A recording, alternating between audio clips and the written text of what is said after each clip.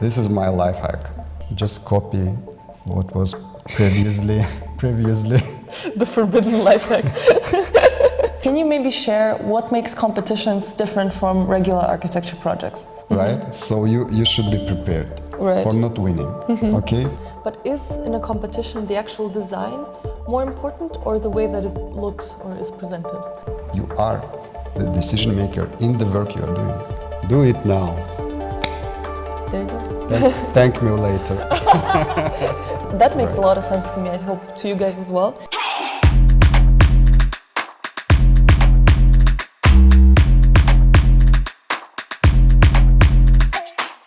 Hello everyone and welcome to a brand new episode of the new format we're going to be hosting on the channel, which is called Architect Explained. I'm very excited to introduce to you this new format because it will be where we sit down with real professionals and ask them to break down topics that interest all of us. The goal is simple: to make architecture more practical, accessible and clear for all. And today we're actually going to be talking about a topic that interests all architecture students and even professionals, if I may say so, which is how do you actually win an architecture competition. And for that today, I'm joined by Teymur Osmanov. So Teymur, how do you win an architecture competition?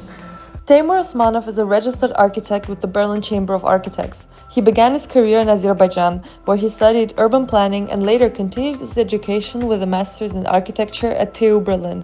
Over the years, he worked at respected practices like Aukit Hesse and Choban Voss Architekten, where he gained experience on complex international projects. Alongside practice, he built a strong presence in design competitions, not only participating but also leading international teams and mentoring young architects. His competition projects have been shortlisted 4 times and received 3 honorable mentions, proving consistent and strong results. With over 15 years of experience that bridges professional practice and competitions, Teymur is uniquely qualified to share not only what it takes to succeed in architecture competitions, but also the methodology behind achieving repeatable success, something that can be taught, learned, and passed on to the next generation of architects. So maybe I think we should begin a little bit about your first journey and how you got into competitions. Maybe you can tell us a little bit about what did you learn from that experience and how did you even get into this field? It was actually pretty late. I tried competitions before, as I was still in the university and also later as I worked. But neither of these tries were successful.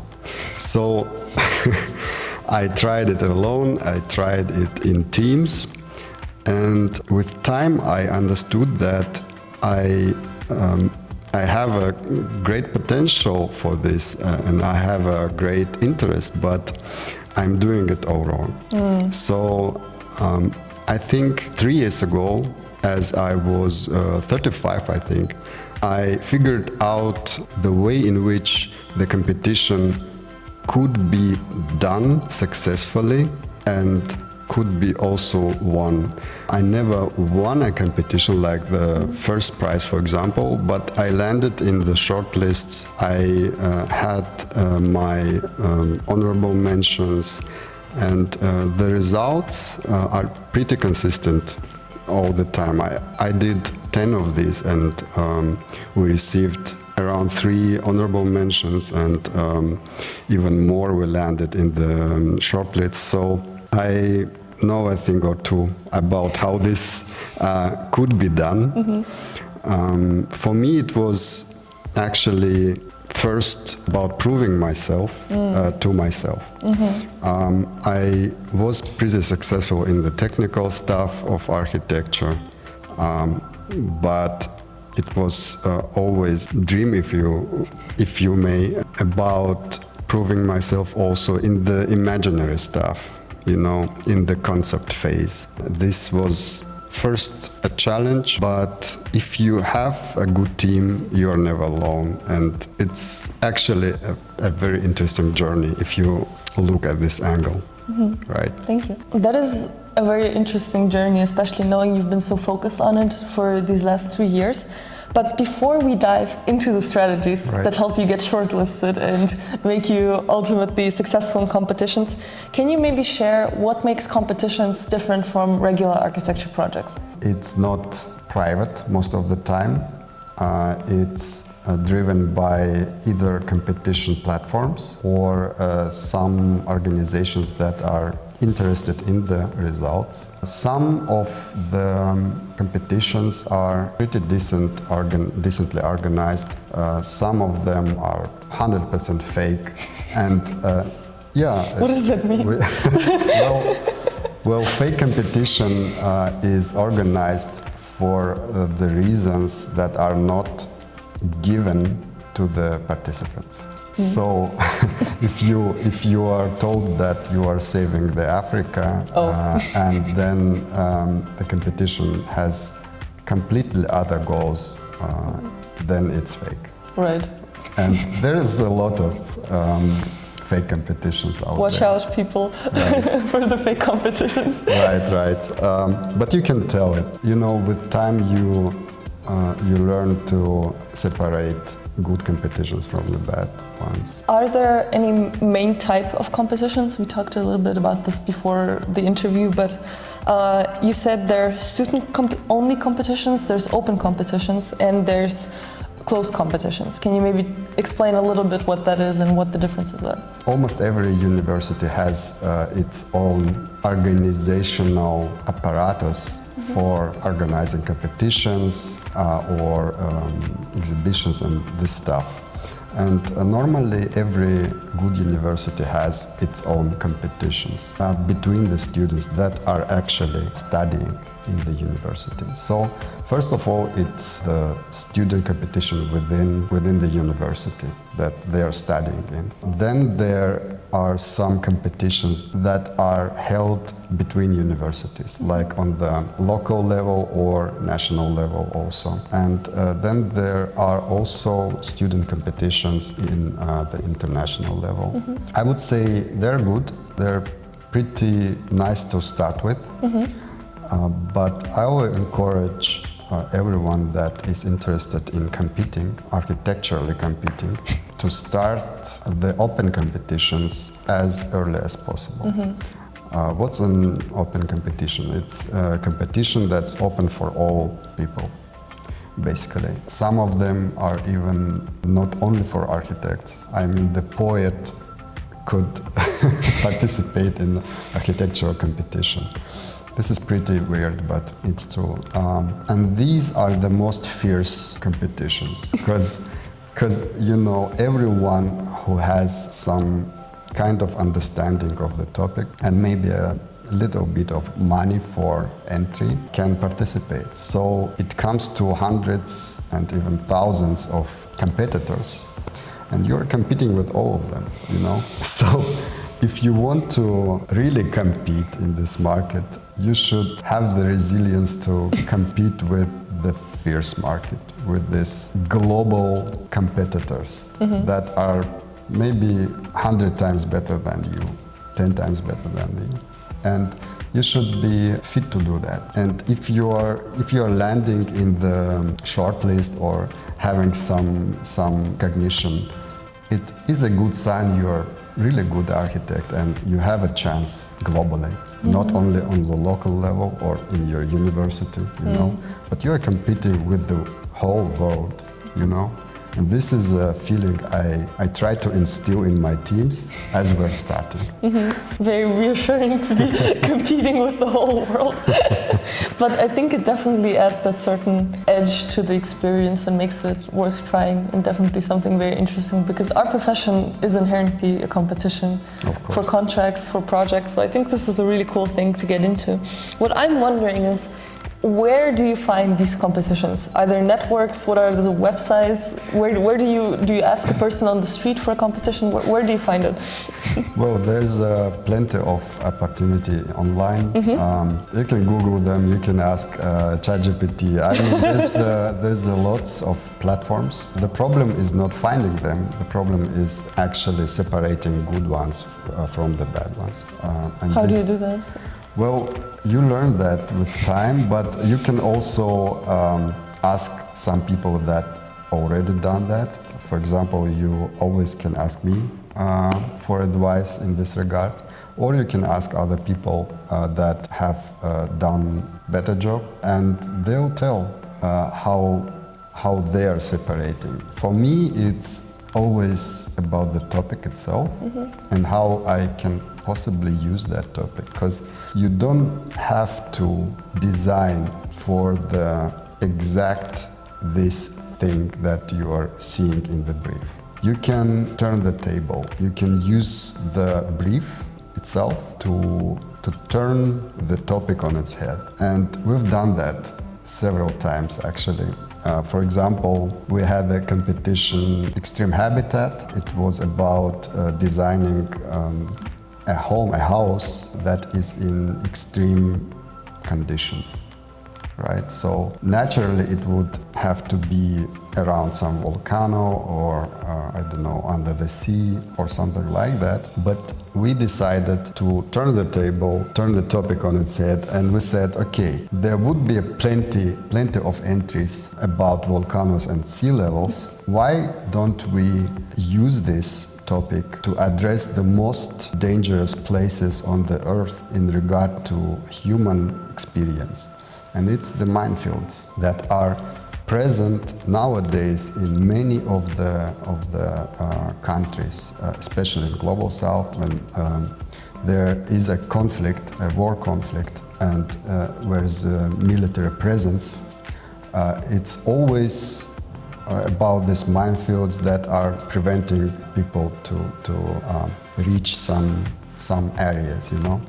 And nowadays there's a lot of mine contaminated places in the earth. So we decided to use that as our background for designing the extreme habitat. And we designed the house, which would be the house for a demining squad that could live in the house and simultaneously use the structure for technical stuff, for demining equipment and so on. So you can always use your imagination with regard to the competition brief and see where it gets you. Do you think it's better to enter alone if it's your first time doing a competition, or finding a quality team? And if it should be a team, how do you find the team? You may be a lone wolf, right? You're allowed to. I have a colleague that was actually doing competitions all by herself all the time, but it's a hard path. You should know the price of this. You have the time price, you have the psychological price. This is very hard to do competition and work, your regular work, for example, simultaneously, or study. This is really hard. It's way better to find your people, to find your team, and together you can accomplish more than you can accomplish alone. And it's all about the ideas that people have. I may not have a good idea for the competition, even if I enter, but my team may have some, you know. So I always try to put them forward to make them think about what we can do. And in some cases, I even try to be the mentor and not the team leader. Okay, but this is rare. So it's, in my opinion, it's always better to have a team, for me personally. But everyone's different. Okay. So the people that you do these competitions with, how do you actually find them? Where do they get to you? Do they message you? Where do you find them? I started to do competitions with my wife. She's behind the scene. And with my former student. So I have had a very good experience doing workshops in my home country in Azerbaijan for the students of architectural school. So one of them was pretty talented, and I offered her to participate.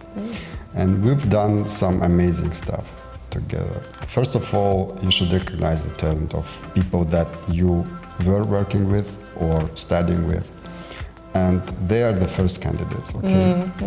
If you have no candidates at all, which is pretty rare, I would say, but But if in this case you should just go online and post a thing or two and see the reaction. You know, there's lots of people that want to participate, but they don't know how, and they are not feeling themselves comfortable.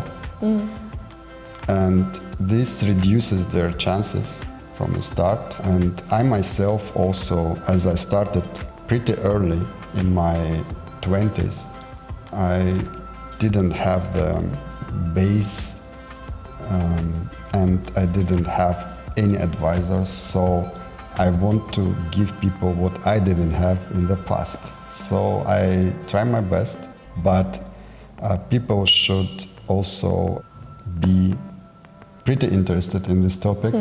They should be able to put in work and time. Okay. Right. So now, imagine we have assembled our Avengers team for the competition. Okay. We have selected the competition. What is the first step you take once you're in the competition? All right. This is my life hack. The life hack is that you should always, if you have a team, you should define the team leader. This is important because most of the time when people start competitions, they start pretty early with their friends, colleagues, maybe from the university, and there is no clear structure, clear hierarchy, if you will. Along the way, they're lucky if they wouldn't have any problems along the way, you know, any difference in ideas and so on. But often these differences are there, and people start to compete with each other instead of competing with the competition, you know, instead of competing with with other teams. Yeah. So the first thing, you shouldn't compete within the team. This is the first sign that you are going in the wrong direction. And defining the team leader would eliminate this problem. Yeah. Because he or she should define the path, should plan ahead for the time of the competition, and she should be a judge between the team members if there's some differences in opinions, you know. And in difficult situations, team leaders should simply say, we are doing this and not that. Yeah. You know, and this would save lots of teams from not doing their best work. Do you have any tips on, because I know I've been working on the competitions department, the brief is usually really long for those competitions. Right. How do you go about breaking the brief down into something manageable that can help you kickstart the concept? This is actually also one of the first things that you are doing when you start. You should go through the process which I call debriefing. This is pretty fun if you're doing this collectively, actually. You should read the brief and make your notes along the way, and maybe also discuss these things with the things you're reading with your teammates. This is pretty interesting and fun stuff, because lots of briefs are, let's be honest, are actually very poorly written, poorly designed, and one should learn to read the language which is not for the design stuff, for the architects, but this language was designed for maybe newsletters or, I don't know, some other stuff that should be just body of the text instead of being the exact definition of what you should do. So you should debrief these briefs, because most of the time you should read between the lines, so to say. I understand. Do you maybe have any additional tips for how to organize the workflow in the team, or how do you structure deadlines? How do you even communicate within the team so it's the most efficient? This is very important, of course. but this is pretty hard to define it for everyone because all teams are different. I've worked with lots of people and I know that for sure. Some people are understanding your words before you even saying these words, you know.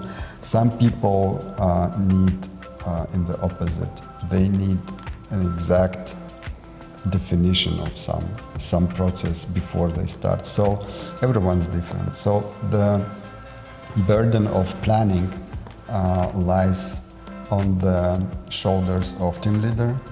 He or she should plan ahead strong points and weak points of each team member and plan accordingly. So it's not that you have one solution that fits for all.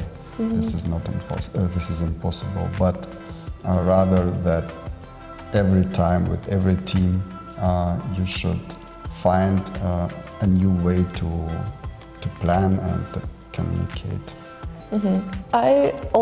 This is maybe a selfish question, but I've just always wondered this, because some of the concepts you create during a competition are so crazy. You look at them and you're like, nobody's building this. And what do you think is more important, creating something innovative, something that no one will build ever like this to win the competition? Or should you keep it realistic and always think about how it will actually be created while we're doing the competition? It depends on your objectives. I would say winning in the competition, like first or second or third place, you know, this is not only hard. This is, statistically speaking, almost never happens. This almost never happens. There's always, among these hundreds or thousands even competitors, there's always 3 people or 4 people that are getting the prizes, the monetary prizes. Maybe some 10 or 15 that are even showed to the public, and all the other are just, you know, going into nowhere. Basically. So it depends on what you want from your competition. I would say that in order to use the competition in the right way, you should clear your objectives ahead.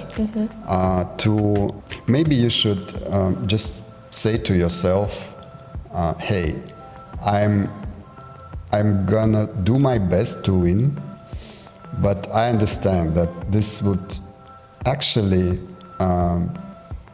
not happen, right? So you should be prepared for not winning, okay? Because this is what would actually occur in maybe 99 times out of 100, okay? So this is the reality of competition, of open competitions.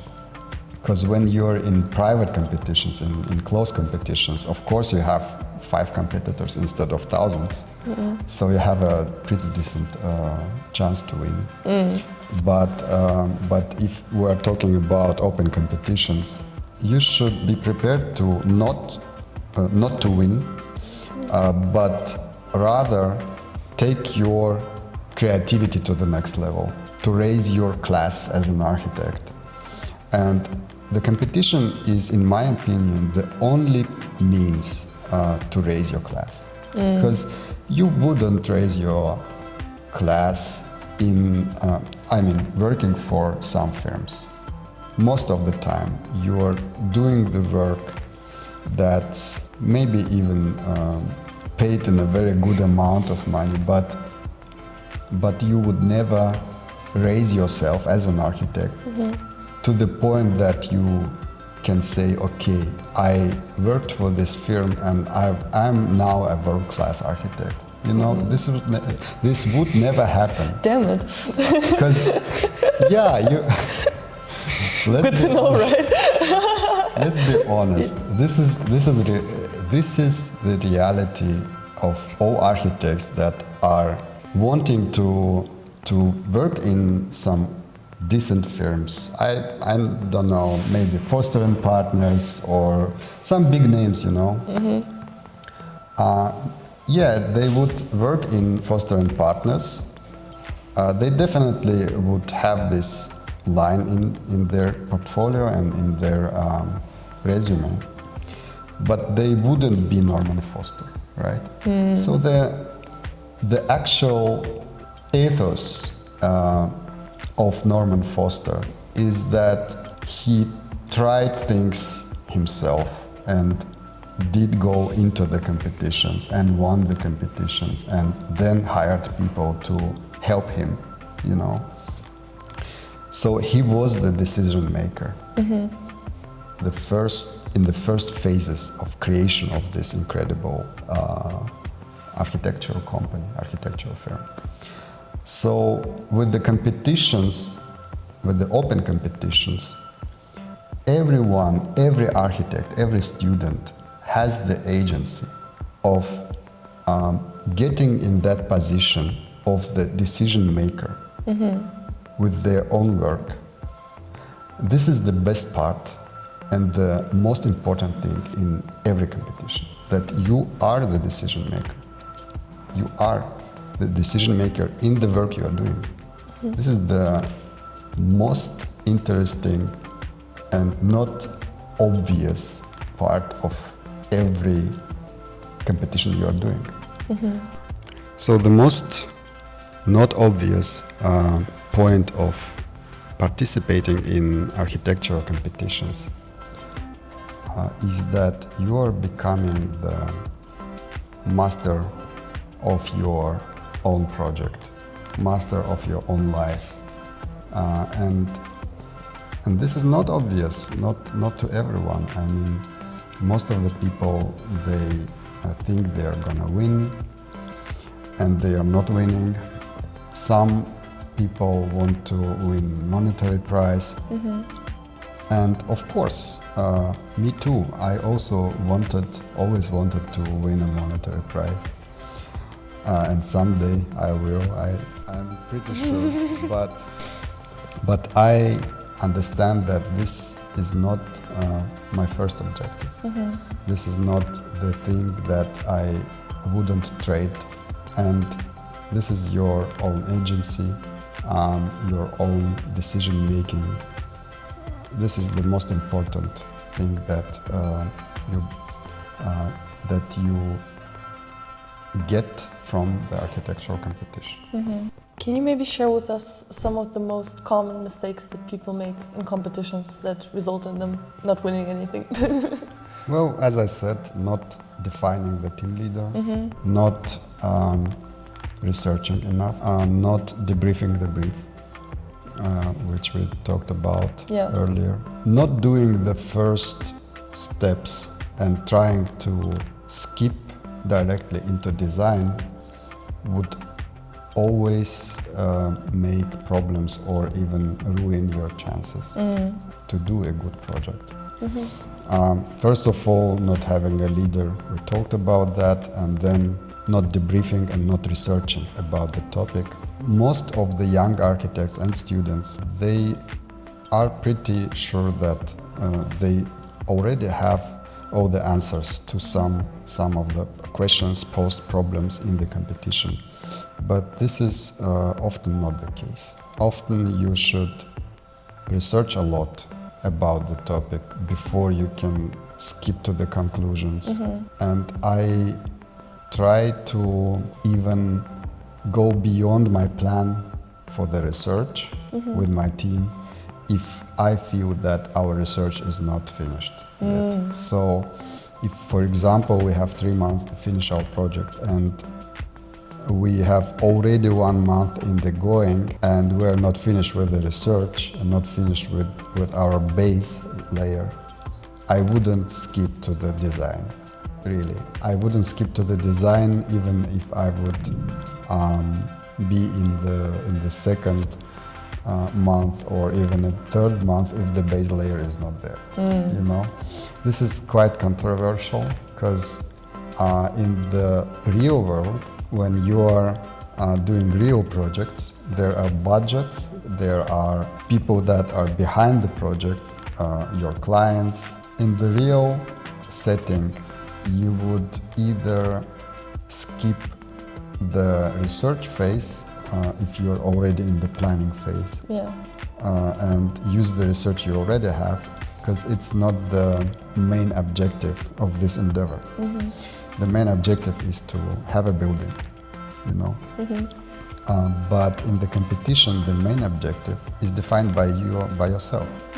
So if your objective is to accomplish a crazy project, so if this is your objective, you should do your best to research and do your best to debrief. So it all depends on the objectives. Naturally, if you're trying to win, you shouldn't skip the design phase, of course, because it takes work. Yeah. But if you don't have the base layer, in my opinion, you can't even think of yourself as a candidate to winning, you know. But there's also another method to win competitions. Just copy what was previously The forbidden life hack. just copy what you previously seen as a winning project, or just research what has won in this platform, Yeah. you know. But I try not to do that. Every project that we made with our teams is unique and not based on any winning competitions whatsoever. So this is also the point where I can say I'm proud of that. Yeah, that's amazing. I'm curious, like imagine now we've done the competition, we made the design, we're about to submit. What are some of the things that maybe people overlook before submitting that you think are important? What are the details you should watch out for? I would say there's a phase that I think almost everyone skips that, and it's the polishing phase. So before you submit, for example, your design is already there, you have your layout, your project is on the paper, on your layout, and it's looking pretty good. It's looking great, but you have the feeling that something is missing, right? You should plan ahead for this feeling, okay? So you should plan at least 1 week of dedicated work for polishing stuff. It would be about details, some of the details of the work, some of the layouting stuff, maybe some other graphics that are not ideal. So you should always have this in mind and always have some time in the end to polish. If you don't plan that, then you miss on opportunity to get into the shortlist, get into the winning 10 or 15 projects, because unpolished stuff, unpolished projects are having less chances. What does polishing look like? Do you fix the colors to look all the same, or is it more about certain aspects of the design? What does that mean for people that don't know what polishing is? Well, all of the above. All said, it could be anything, really. For example, for our first project back in 22, we did polishing in the form of rebuilding our layout. We thought that we have the layout, but in the end we all had a feeling that something's missing, that layout is not doing the best work. And then we decided to separate our comics stuff from the project stuff in the clear thirds. So 1/3 would be comics and 2/3 would be project itself. And then we've built the thin path from the comics to the project itself via storytelling. So this was a clear win for us. So we just rebuilt our layout and it worked perfectly. This was polishing, for example, in this case. In other cases, it could be graphics. It could be some text here and there. And there's no solution for all of the cases. You should see for yourself what can you actually improve and this is called polishing. The room for improvement should be planned ahead and built into the schedule. I just thought of an extra question. I don't know, maybe if you can answer that even. But is in a competition the actual design more important or the way that it looks or is presented? There are layers Okay. to this. Okay. So in real time, this works like this. Every organization which is organizing this competition has its jury. Naturally, this is what we are told and what we are actually seeing on the website, for example. But jury would never see the project which is not on the shortlist. So among hundreds or thousands of projects which are submitted, jury would see the judges, these judges, all of the big names, would see only shortlisted projects. And these are often 40 to 50 projects. Okay, all of the other stuff is just filtered out. So your first step to be seen by judges is just get into the shortlist, right? And can you imagine what it means to filter out 1,000 projects, That's 1,000 of projects, Yeah. right? So it's quite impossible to make a decision about your design, seeing thousands, hundreds maybe of projects, filtering them out. You just cannot get into the detail of every project. It's impossible within this time frame. So what the organizers are doing, they're just filtering out projects based on their appearance. So the appearance of a project would make a first step, would do a first step for you to land into the shortlist. Right. And then if you are in the shortlist, then judges would decide if your project is actually doing great or not, right? Okay. But you already are in the best of the best, right? Okay. So the best are those who are competing overall, and the best of the best are who are actually getting into this shortlist, right? And there's also naturally a best of the best of the best who are actually winning the monetary prizes.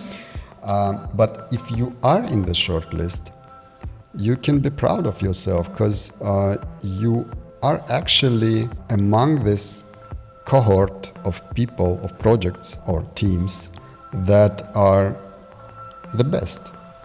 And it's not always objective.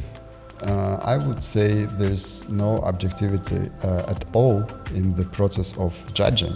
Yeah. Because some judges, some jury members, there are mistakes in judging. They can also have some illusions in what they're judging for, what is the objective of this thing, and so on. So if you are in the shortlist, you already won. You are the winner, actually. You would be published, and you have the chance before the judges, before the jury. So you are the winner if you're in the shortlist. And if you are taking even higher to the honorable mentions, to the winner places, the better. But statistically speaking, it's very unlikely that you would win every time. So I'm so glad you said that, because I was really wondering because some people say, oh, it should just look good, like it doesn't really matter what the design is. It should look good. But that is the first step to then getting to your design, to being reviewed by the judges. So that makes a lot of sense to me, I hope to you guys as well. I think the question that I want to wrap up this incredible interview with is, what is one piece of advice you would give to a student that wants to try their first competition? What is one thing you would say to them? Do it now. There you go. Thank me later. I will leave all of Teymur's socials here on the screen so you guys can follow him. I'm sure, I don't know how interested you are in being spammed by 1,000 architecture students for mentorship opportunities. I'll do my best. Yes, but he's an incredible supporter, mentor for a lot of architecture students, as well as you might have seen in this interview, has a lot of knowledge about the architecture industry and the competitions. So I want to thank you again for participating, and I want to thank you guys for watching. This has been the first segment of Architect Explains, and I hope to see you in the next video. Bye guys. Thank you. Bye bye.